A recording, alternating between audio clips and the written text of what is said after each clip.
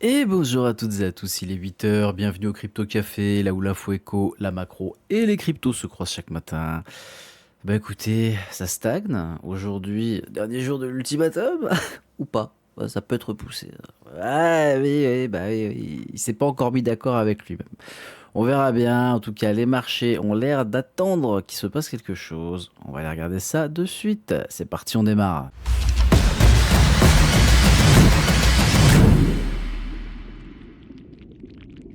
Et comme d'habitude, on attaque avec le crypto Fear and Greed Index qui est à 35 ce matin. On est toujours dans la peur, hein, en mode détendu. Détendu. C'est la peur détendue.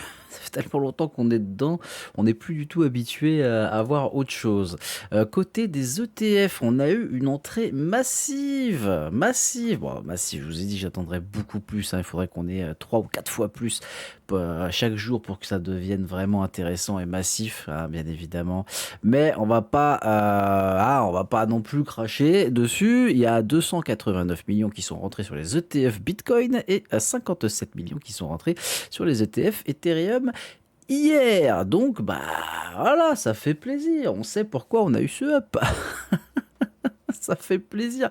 C'est pas mal. En détente, la Bitcoin dominance qui est à 58,5%, Ethereum à 10,8%, les autres à 30,6%. Et ouais, j'ai l'impression que c'est Bitcoin qui reprend un petit peu le lead de tout ça. Bon, on verra ce que ça dira par la suite. Encore une fois, au vu des événements qui pourraient survenir cette semaine, s'ils surviennent, j'ai pas à l'abri d'un tweet, bah on verra, tout simplement. Allez, côté du prix des cryptos ce matin, qu'est-ce qu'on a de sympatoche? Écoutez, bah, on a un Bitcoin qui est retombé légèrement, hein. On est à 68 800 dollars. On perd un petit 0,50%. On a un Ethereum à 2100 dollars qui revient gentiment. Est-ce qu'il va nous faire ce que j'aimerais bien? On verra, hein, vous verrez. De toute façon, je vous mettrai ça à jour au fur et à mesure. Encore une fois, il ne faut pas se précipiter, il faut toujours garder cette vision long terme. Côté des altcoins, allez, qu'est-ce qu'on a de sympatoche? On a un Solana qui passe sous les 80 dollars. On a un Doge Crypto Klebar qui est toujours sous les 10 centimes. Tout va bien. Hype, toujours dans le top 10 à 36,40 dollars qui perd un petit pourcent. Faudra qu'on aille voir le graphique long terme aussi sur celui-là. Encore une fois, ça fait des mois que je vous le dis, j'attends des petites folies furieuses dessus, très clairement.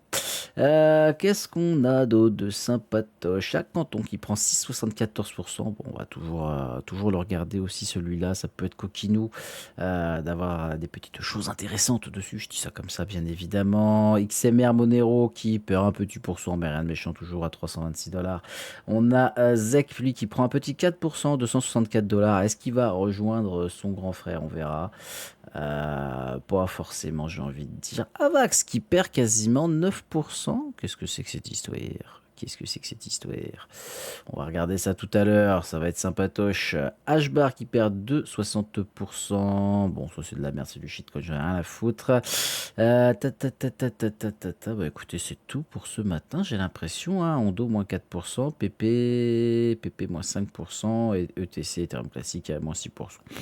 Bon, il n'y a rien de méchant encore, il n'y a rien de méchant. On verra ce que ça dira. De toute façon, on va regarder un petit coup les graphiques après, à la fin de cette matinale, comme d'habitude. Côté du calendrier économique. Allez, hier, on avait les PMI non manufacturiers de l'ISM et on a une contraction. On commence à perdre légèrement. Forcément, c'est pas tip top, tip top. On verra les résultats fin de semaine. Encore une fois, je le dis, je le répète, hein, c'est à partir de demain et jusqu'à la fin de la semaine qu'on va avoir des gros résultats. Donc à surveiller avec grand intérêt, bien évidemment. Et les discours de Trump de Uno contre Uno change de sens, c'est bon. Ah, on va les laisser de côté un petit peu pour le moment. Allez, côté des news crypto, stratégie, Michael Michael qui annonce une perte de 14,5 milliards de dollars en Bitcoin au premier trimestre. Alors quand on voit le titre, c'est la crise. C'est une perte non réalisée. Ils n'ont pas vendu leur Bitcoin, donc c'est une perte non réalisée.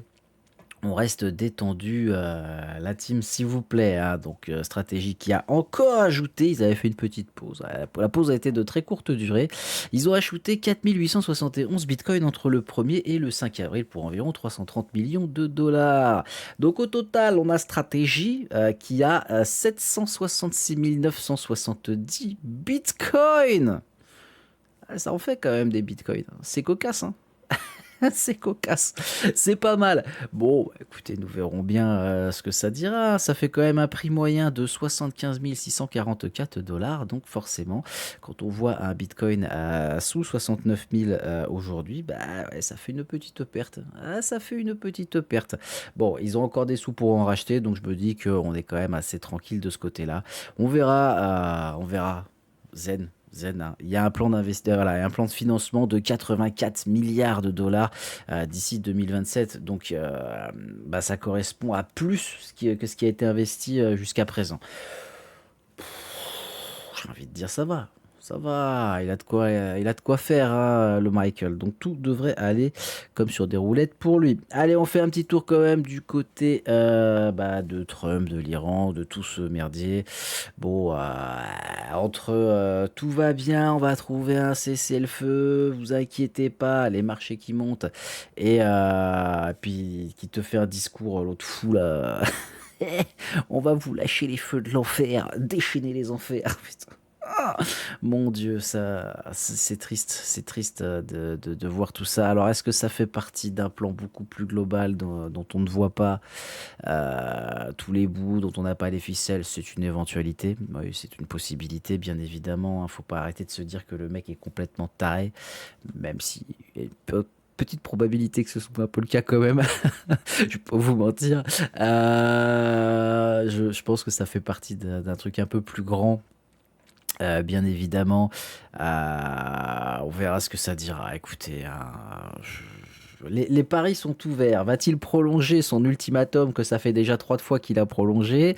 Ou va-t-il mettre à exécution enfin ses menaces? Va-t-il se retirer? Il y a tellement de possibilités. Je vais pas vous mentir, je vais aller faire un petit tour sur Polymarket après cette matinale et regarder un petit peu ce qui se trame. Voilà, tout simplement. On va pas aller plus loin, ça sert à rien.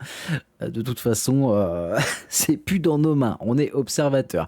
Allez, on fait un petit tour du côté des graphiques ce matin. On va regarder Bitcoin en grande time frame. Pourquoi je vous montre la grande time frame? C'est parce que je m'amusais à regarder un petit peu ça. Ah là, ça c'est coquin, ça on reviendra plus tard sur cette trendline. Bon, on n'a pas croisé ces deux EMA encore.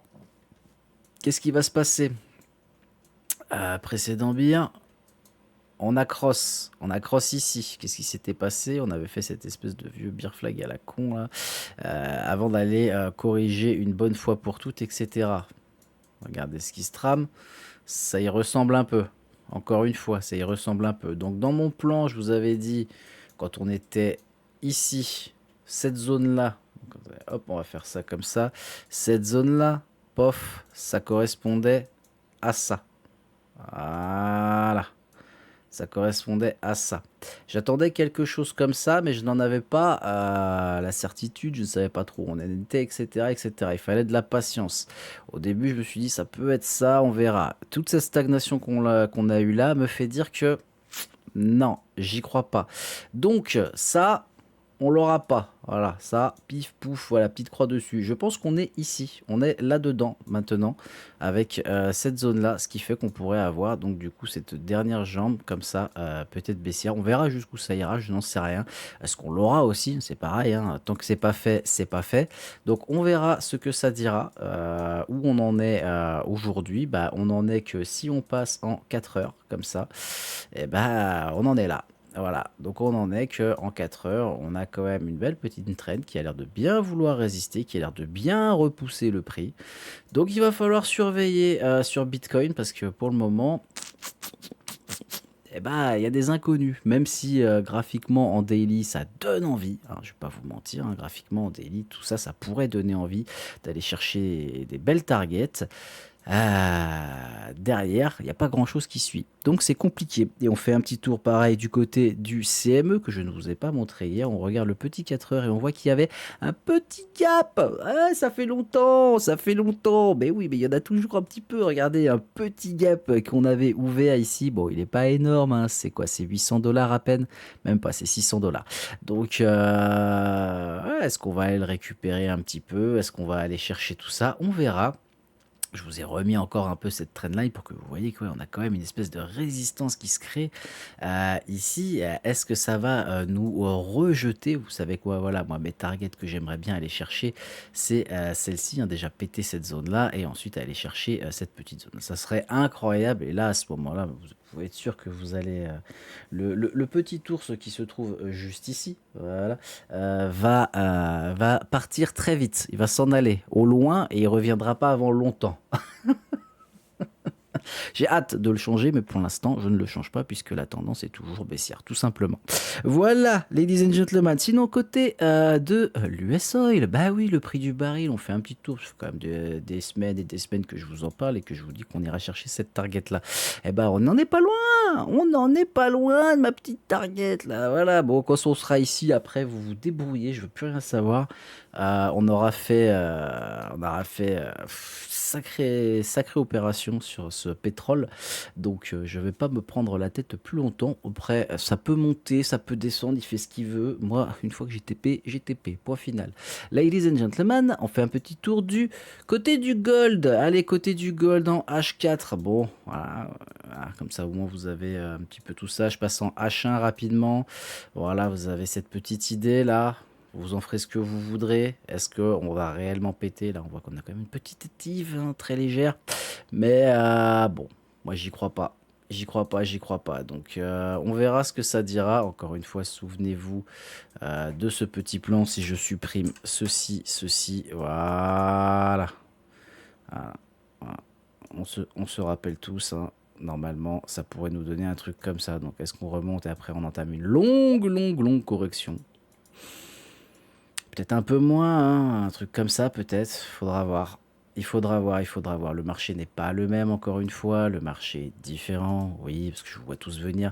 Il n'y a pas grand-chose qui est pareil, mais pourtant les patterns se ressemblent et l'histoire se répète encore une fois. Voilà.